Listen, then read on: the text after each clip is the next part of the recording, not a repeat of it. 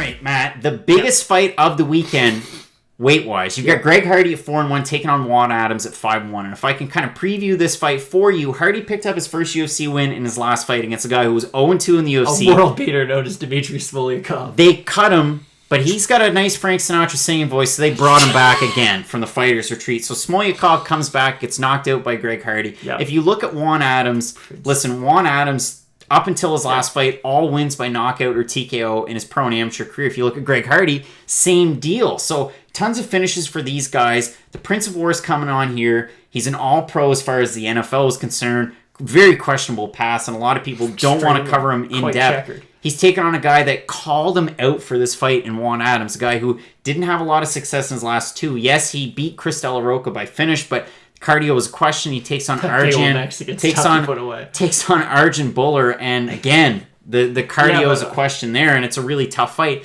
Matt, how do you see this fight playing out, considering the odds are even here? I want Juan Adams to win this fight. I just don't know. It's really going to come down to, is his wrestling good enough to get Greg Hardy down? We saw in Greg Hardy's first fight that he has zero cardio, zero takedown defense, and zero game off of his back. As long as you can get him into those bad positions, you're going to have like a really easy time fighting. The only problem is he does hit really hard, and he is this massive athlete, especially in the UFC. So will Juan Adams be able to take advantage of the kind of the greenness of the career of Greg Hardy? I hope he can. I think he's going to be able to. So I'm going to say Juan Adams by either first round TKO due to ground and pound or a decision. Yeah, I don't see Juan Adams getting the win here, unfortunately. Just the fact that Greg Hardy has that athletic background, he's going to be able to fall back on that. And maybe from football, the wrestling isn't there, but you see the power in his hands. Both guys possess so much power. I've got Hardy here in this one. Follow along for our next fight, the co-main event. You've got Walt Harris and Alexei Oleinik.